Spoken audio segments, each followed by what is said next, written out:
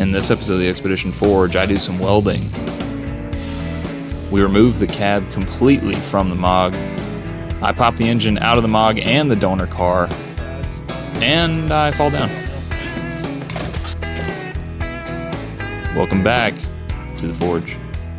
Well, hello there, and welcome back to the Forge. I mentioned in the last episode at the end that I plan on chopping the roof of the radio box on the Unimog and putting these electric jacks in that have a 24-inch stroke so that they can raise the roof by 2 feet.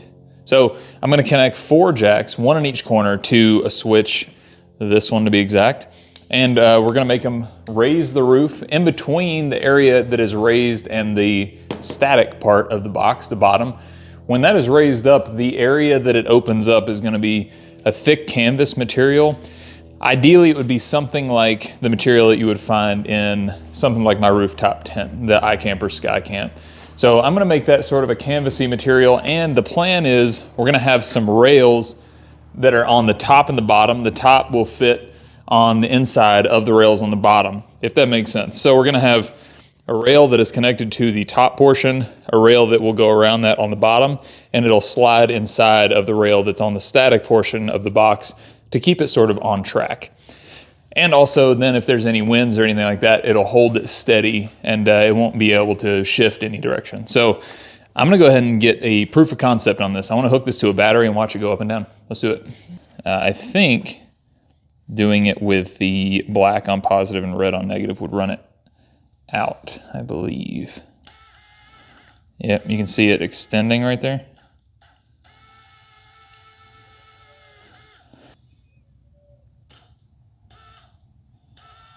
Yep, there we go.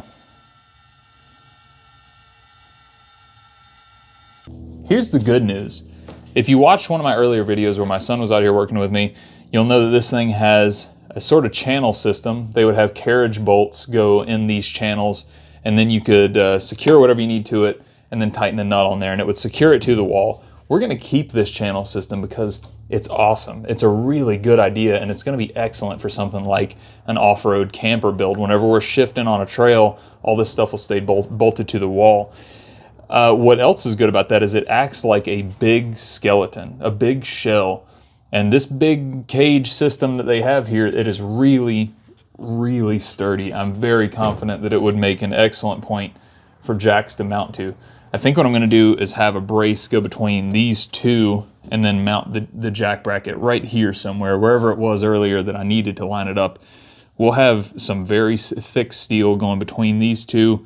We'll make sure it's really sturdy, and then we'll put our jack mount right there. That's our current idea. Something like that.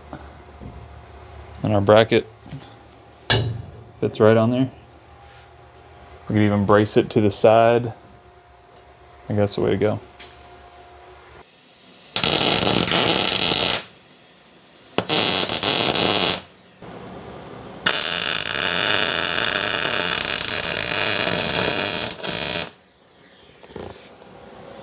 Now we got this thing welded in nice and tight. It is really solid. Now, we have these vent holes in the top or whatever. I don't know what they are really, but there's one in each corner. I think I'm gonna put the top of the post right in the center of that thing. All right.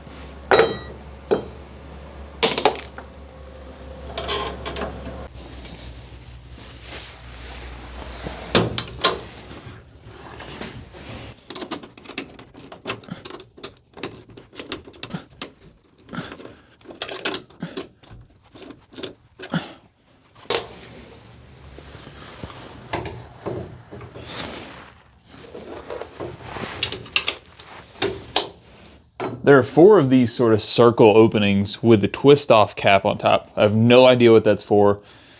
Some kind of ventilation, but I don't know if that makes sense because there's a lot of holes in this thing for ventilation purposes. Anyway, I'm gonna weld up something on the inside of that circle for these things to push straight up on, so we don't have to make some new area for this thing to lift up on. These circles really work out perfectly as a spot for these jacks to push up from. So I think that'll work out really well. Whew. Made it.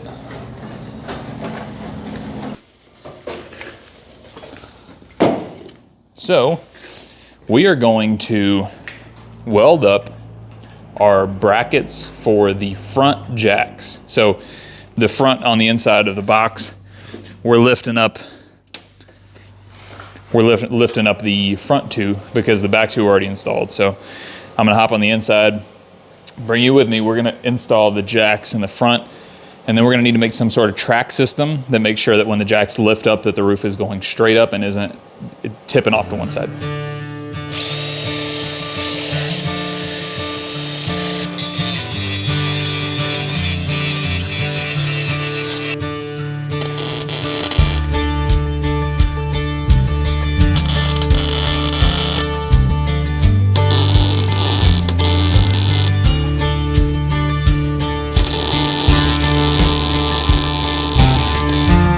I have this plate that we're gonna weld up here so we know,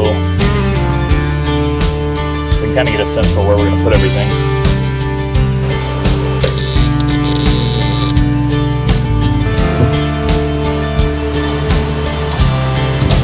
See what that looks like. Oh yeah.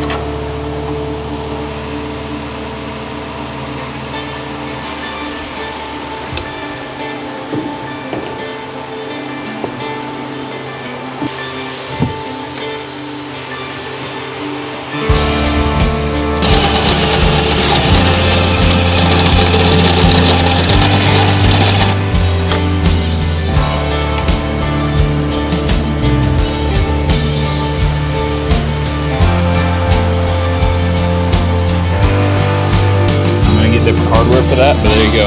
There's jack number 3. This is pretty cool. So like I said, we've been mounting these jacks to the sort of internal skeleton of the radio box, that metal cage, and then they kind of put body panels over top of this metal cage. I've been using pieces of angle iron to go in between sections of that skeleton, but look at that. That's where the handrail originally was, the sort of grab handle to lift yourself up in here. It is a piece of angle iron, exactly like I'm welding in on the other 3, and it actually lines up pretty well to act as the support for this jack. So I don't think I'm gonna put any angle iron right there. I think I'm gonna let the Germans do the mounting for me. I think it's a good spot.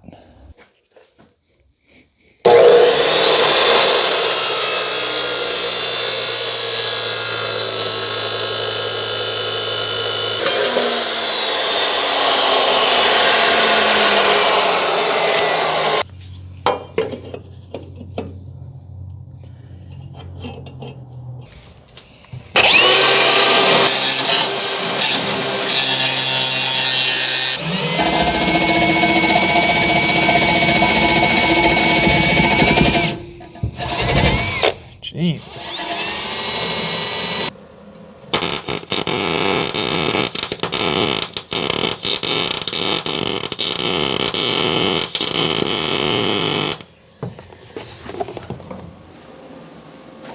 So brainstorm with me here. The rails go right here. They give the cab some area to flex, so we're probably looking at like right in here. Probably not inboard of that. The next rib is probably way back there. It's about right there. So I can reach through here and touch it. It's way back here behind the cab. So that's a no-go. We don't want that. don't know, actually. There is this little air vent right here, this little fan shroud thingy. That's probably not the right word for it. Anyway, that's very close to the cab. Very, very close. If the Germans are brave enough to do that, maybe I will too. Maybe not. Somewhere in here. Oh, ow, God, Unimog. Okay. This is getting painted, by the way. Don't worry about my Sharpie. Better yet, it's probably gonna get cut right here. So, also another consideration is that the roof only goes up 2 feet, so we don't really need to make like a 6-foot rail. But having said that, it will be more stable the more rail that we have going down. So the length will make it more stable. It'll add weight. You see the give and take here. That jack is here. Bottom of the jack is about right there. Not all of this changes our plan, but I like to be able to visualize what I'm looking at back here so I don't chop anything I don't need to. So we got this stainless cover. I think it just allows air to go in without blasting it in while they drive. So we're gonna remove this. Man, this vehicle's so cool. Maybe yeah, have to get the grinder on that one. Looks like somebody may have tried some body work on this thing at one point. I don't know.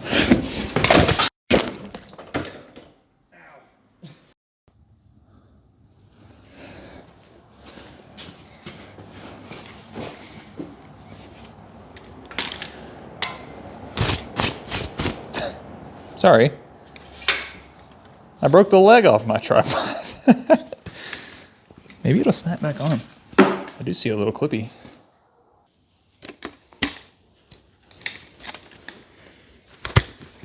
Oh, it's broken, but it works. Oh, yeah. All right. If you couldn't tell, that was not staged. I took a spill off the Unimog. My tripod leg snapped off, but then it just clicked back in. So nothing's broken. My mic on the camera went flying on one of my part shelves. But anyway, we're back. So I need to cut that screw off and not fall down this time. So I'm gonna grab the grinder, we're gonna chop that off. And then really what's good is this shiny part is actually part of those ribs that we're looking for to remove that section of sheet metal. The ribs underneath, that's actually something we can weld to.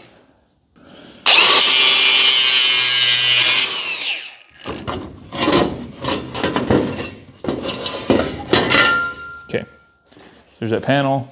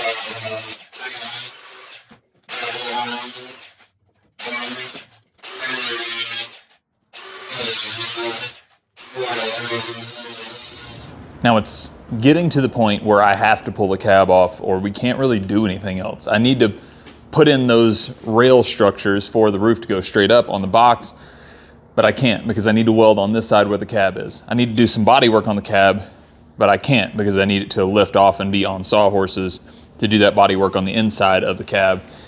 I need to pull the engine, swap the engine. Can't, the cab's in the way. So I need to pull the cab. As you can see, I bought the 1-ton gantry crane, the A-frame from Harbor Freight.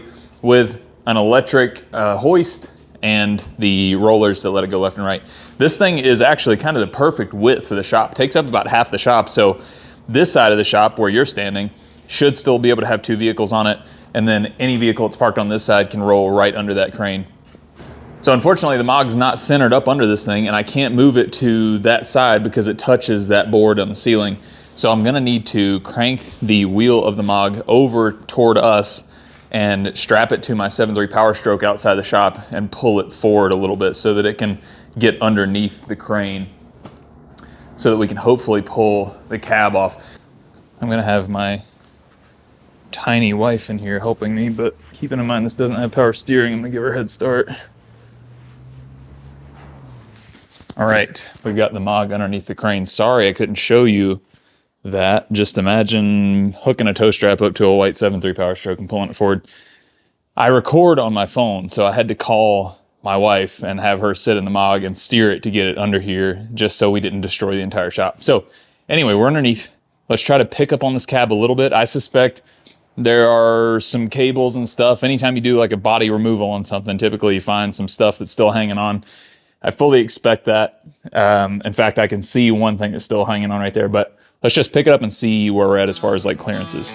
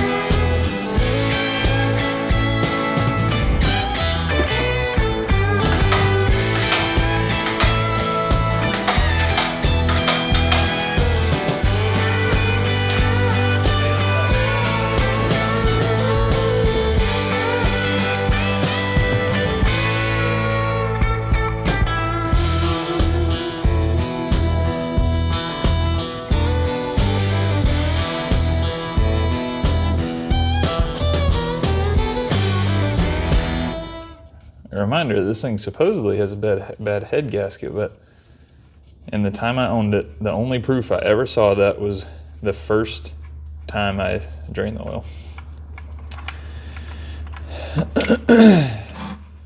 Yep, looks like pretty good oil.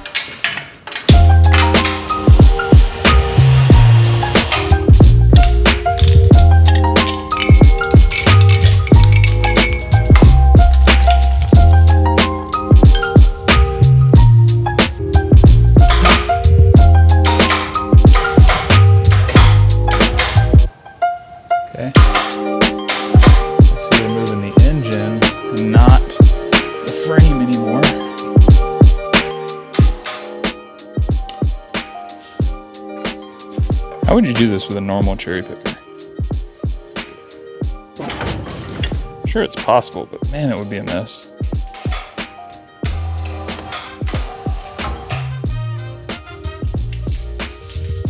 Here it is. A lawnmower engine, if I've ever seen one.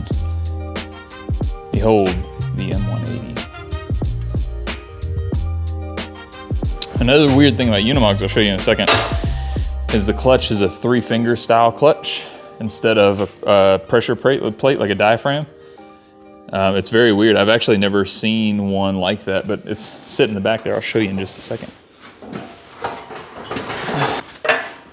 You know, actually, I'm calling the M180 the turd of all turds, but really, you got to think it has lived 62 years. Not bad. And if the German military is anything like the US military, probably wasn't treated very well.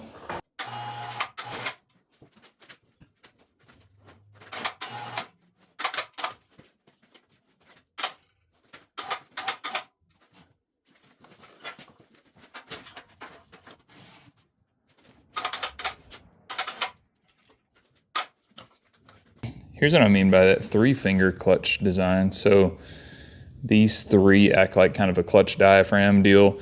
They do make somebody makes a conversion for this that is a normal pressure plate, that sort of diaphragm with all those springs around the edge. And this is the 3-finger design. I think this is kind of a weakness of the Unimog. I actually am not going to do anything about this. I'm going to put it back in stock as long as it'll fit. I haven't really done deep research into how this is going to play with our donor car, but I'm going to try to reuse this whole setup.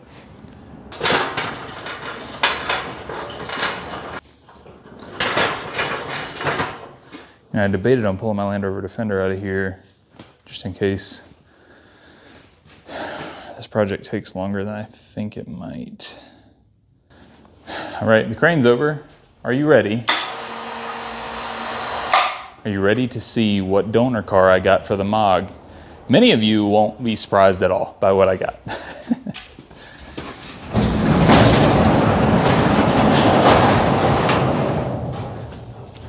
Ta-da!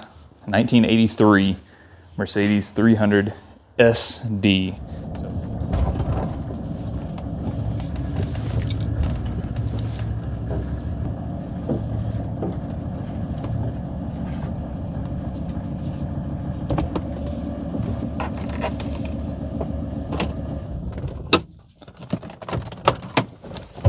That may very well be the last time that I start this vehicle.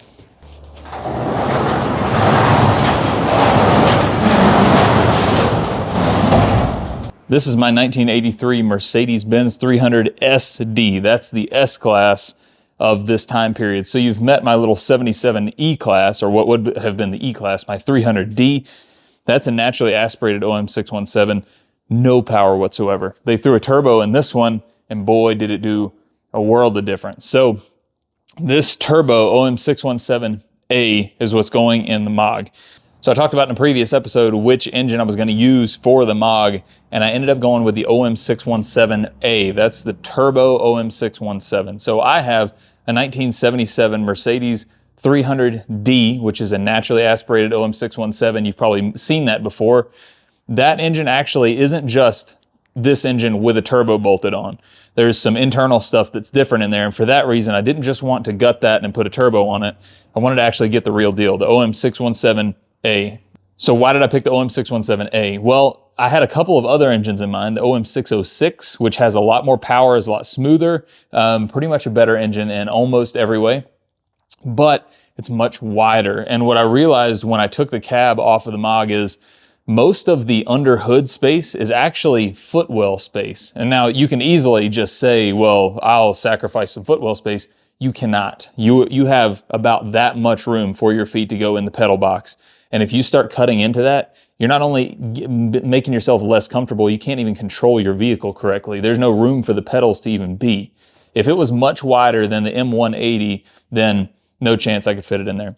I would have to be really, really creative with getting an OM606 under the cab of the MOG, and I don't think it was worth the effort. Plus, It's a little bit more powerful than the 617A, and I don't know how much power this transmission can really hold, and I've read that it's not very much. I've read that experimenting too much in the power realm is going to tear that transmission up, and the transmission is the reason that I didn't go with a 5.9 Cummins. So I didn't want to go with too much power, although it sounds great. I would love to have that power for the Mog.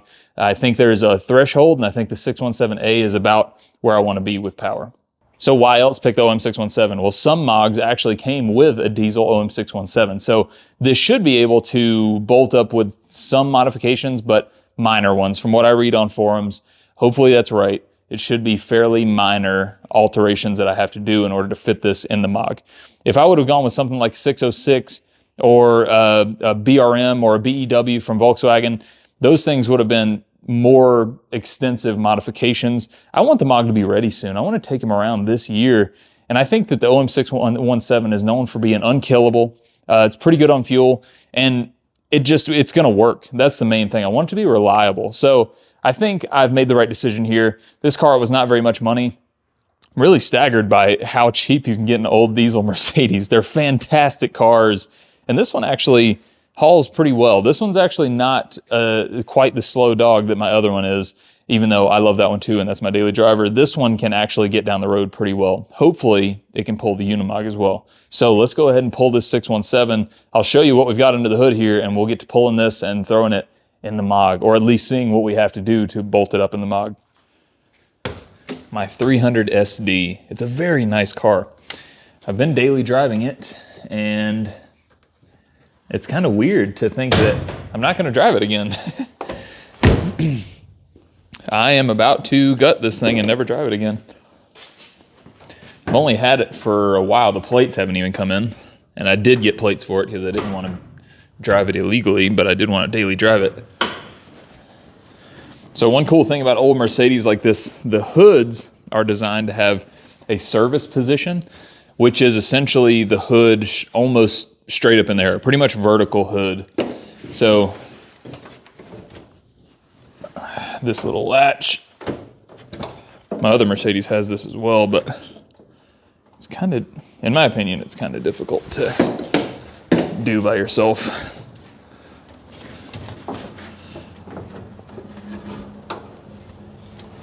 So service position, straight up.